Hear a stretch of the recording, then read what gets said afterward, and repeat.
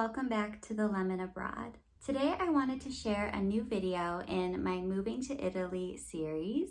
And the topic of this video is to introduce the Italian healthcare system. Now, I just want to say first that this is not a comprehensive, thorough, 100% covering everything type of video. And that is because I am just learning myself as I go along. This is just what I've learned from my experiences here. Now, of course, if in the future I make any more significant discoveries, I will be sure to share them with you. So that being said, I would just take this video as a starting point. Maybe a good place to get some questions in mind that you may have, and maybe it will give you some new ideas or insights about the healthcare system here. I will also say that while the healthcare system is national, it is organized regionally. So it's definitely possible that the experience I've had in one region might be different in some ways from the experience in another region. And healthcare itself is even such an individual thing based on our own unique circumstances and needs. So again, I can only speak from the experiences I've had. Now, one of the first things that you will do once you've moved to Italy is register with the national healthcare system,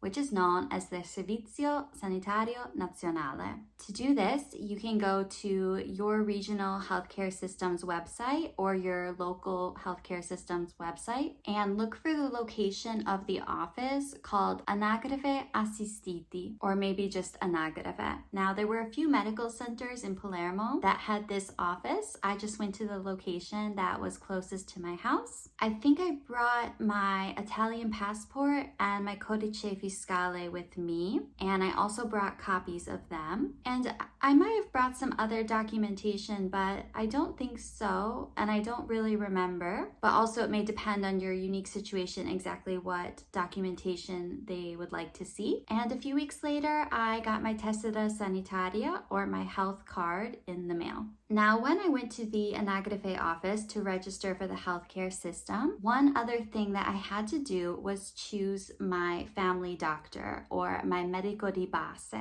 This will be the first point of reference you have within the national healthcare system. There are so many doctors to choose from. You can probably find a list of the doctors who are located in your comune online. So you can ask around to people you know to see if they have any recommendations. You could also just do a walk around your neighborhood and see if there are any signs for doctors' offices on nearby buildings. If you really don't have any idea, then when you go to the Anagrafe office, they could help you choose a doctor that is located close to your house. But don't worry, because you can always choose to switch doctors later on if you would like. I would try and find a doctor based on a recommendation by someone you know, and it's always great if they're close to your house, so that way you don't have to make a long trip to see them. One thing that is important to know, at least for the moment where I live, is that when you change addresses and you change that within the system of the comune, this doesn't necessarily get communicated to the medical registry. So every single time that I've moved, I have had to go back to the hospital, back to the Anagrafe office,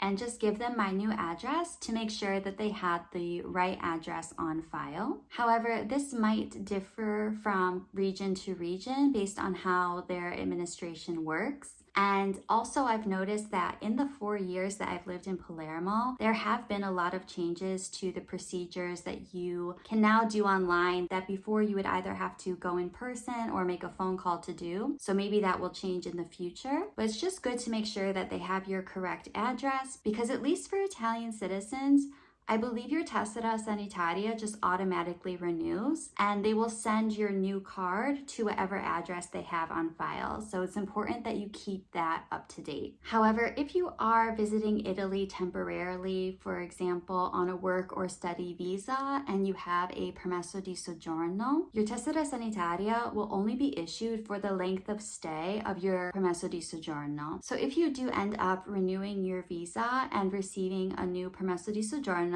you will also have to go back and re-register for a new tessera sanitaria. So once you have done all that and you have registered in the healthcare system, You can now make your first appointment with your family doctor to go in and introduce yourself and meet them. When I first met my doctor, I brought the paperwork that I had received from the medical anagrafe office, and he just asked me about any medical concerns I had, any important family history, and any prescriptions that I needed. I will also say, knock on wood, that I am relatively healthy, thankfully, and so my experience with the healthcare system is really limited, and I haven't needed to actually ask many things from it. What I have found very different from what I was used to in the US is that I feel like you manage a lot of your own things here. I think that if you got sick and needed treatment for something, that would be a different case. And like I said, thankfully, I haven't had to experience that. I like to visit my family doctor's office at least once a year to check in, have a little checkup, get some new prescriptions written that have expired, and order some routine blood work. And of course, I get a hold of him whenever I'm not feeling well or I need a refill for a prescription. And if ever something is going on that I feel I need to talk with him about, I can just make an appointment to go in and get that looked at. But outside of that relationship with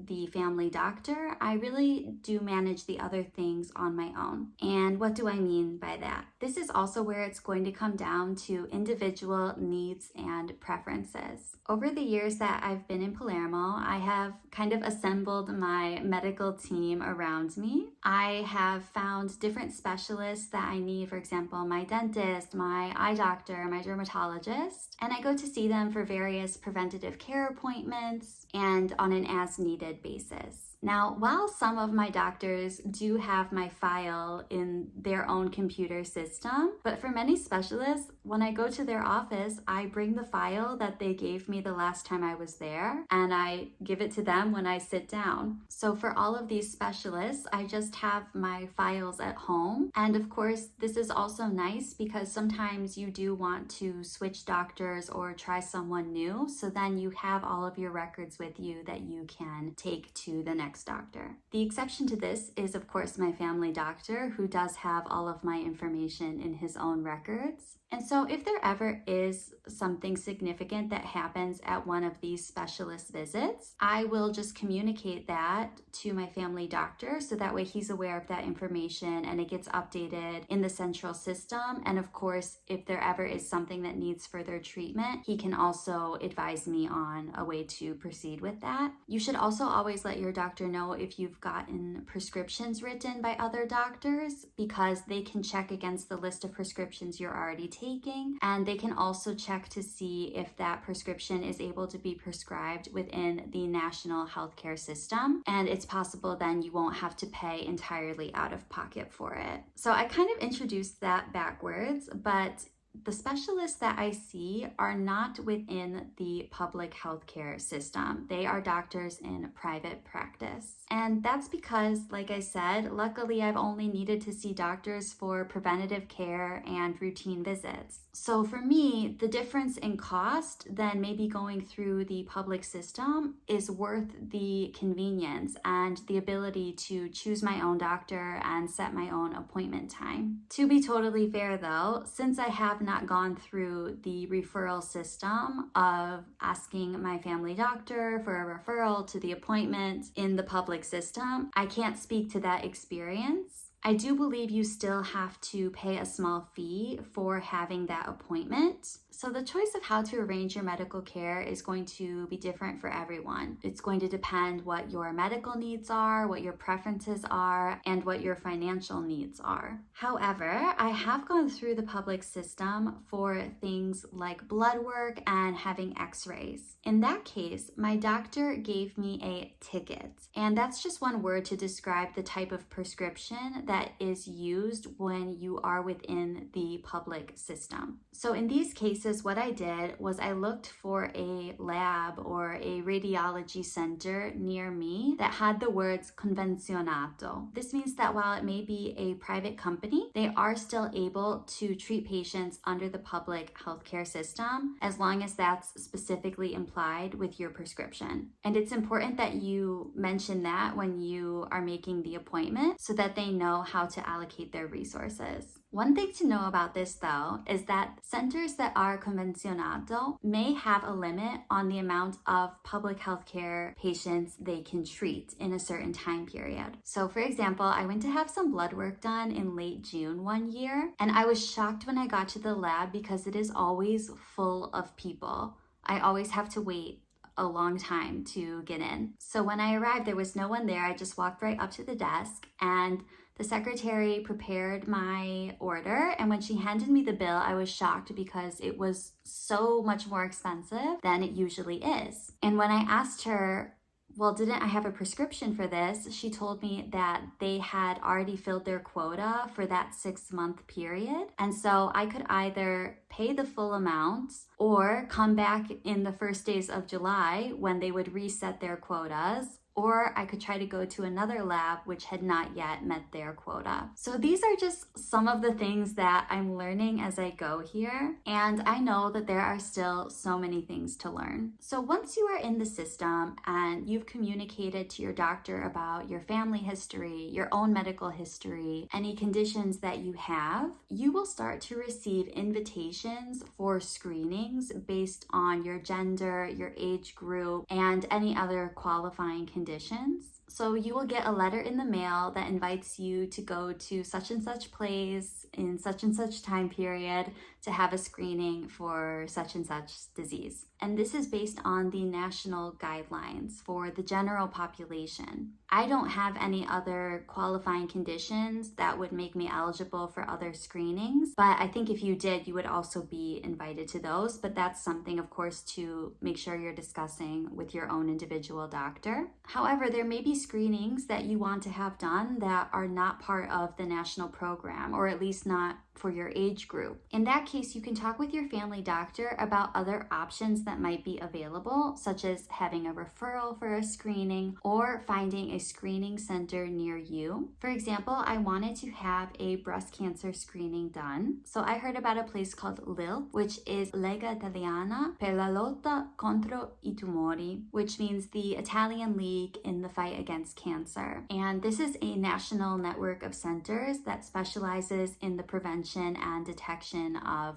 certain cancers. And there I was able to have my screening done for a small cost. Preventative care is so important, so it's definitely something to make sure that you check in with your doctor about and you find out all the options that are available to you. And of course, always take note if there is something that is different or worrisome that you want to get checked out. Another thing to discuss with your family doctor is any vaccines you will need. Now, I'm not sure how the vaccine system works when, for example, you have younger children or babies, or if you're an older person, because these age groups typically have vaccines that are either required or recommended for them. So I would assume that's something that you would either receive an invitation to have or your doctor would talk with you about. But of course, you are also always able to ask your doctor if there's anything that you're eligible to receive. And of course, we also have to be our own advocates to make sure that if we are eligible for something or something is recommended, for us to find the best way to do that. I know that I had to catch up on some vaccines, so I mentioned this to my doctor and he recommended that I visit the vaccine center. So I made an appointment with them and we went through all my records and we were able to make sure I got all caught up on my vaccines. You may have to pay a small fee, like I said, if you're outside of these recommended groups, but it's worth it to make sure that you're all caught up. Also, if you are traveling, you can ask about the International Travel Vaccine Center to make sure that you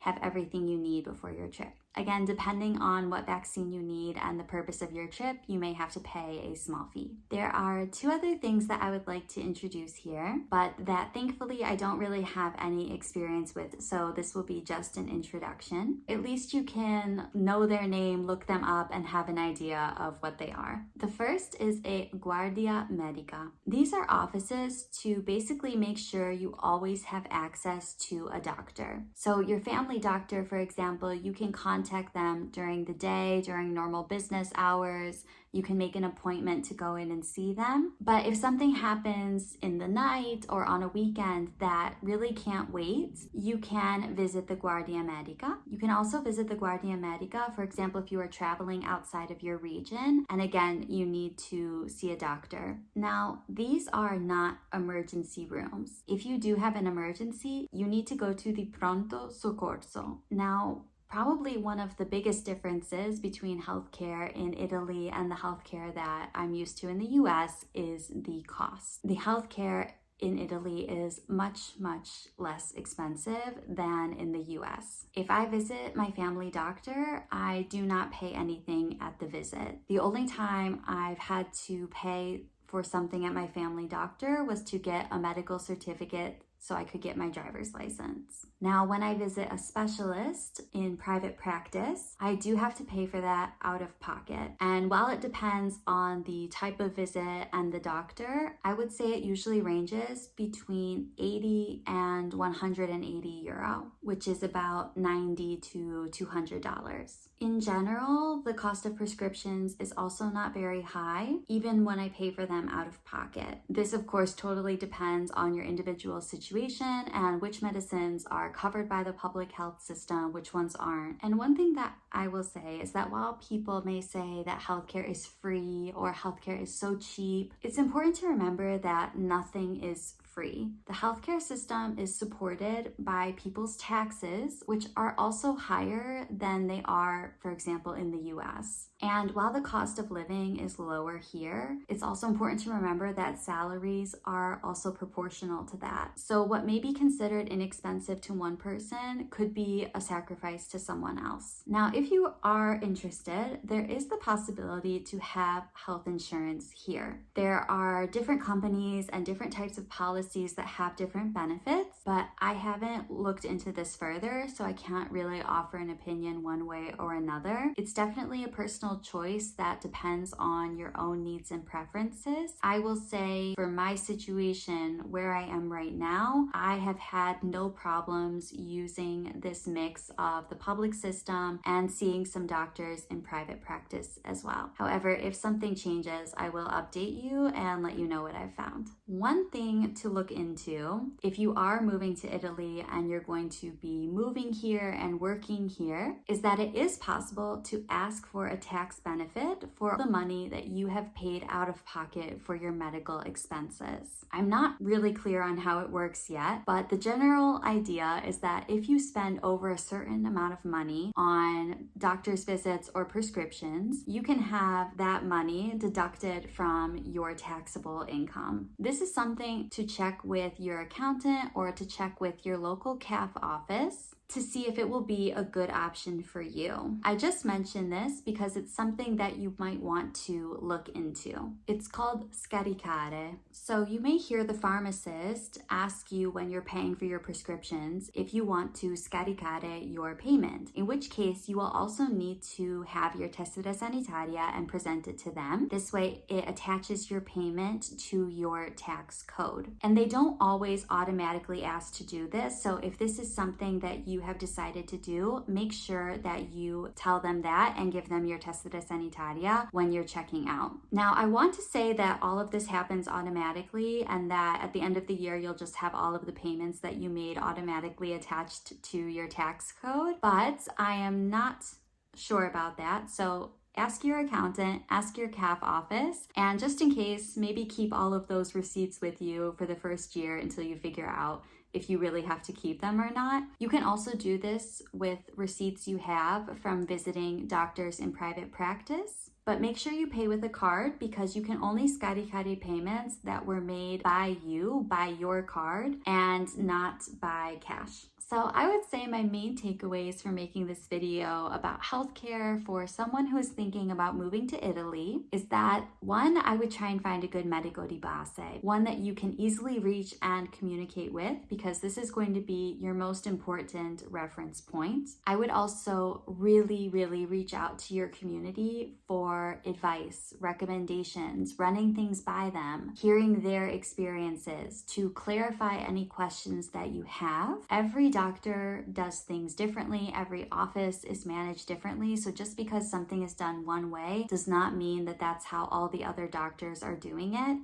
Also, just like in any other situation, you need to be your own advocate. You have to be the one to speak up if you need something, if you don't feel well, or you want to get something checked out. Don't be afraid to look for new doctors and ask for second opinions. I have had to find new doctors and switch a few of my specialists, and I'm so glad I did because I ended up finding really great doctors who I feel really comfortable with. And make sure that you are staying on top of all of your preventative visits. So that's all I have for now. Like I said, if I learn any more crucial information, I will be sure to pass that along. But I think that this is at least a good place to get started. I hope you enjoyed this video, and I'll see you next time. Ciao!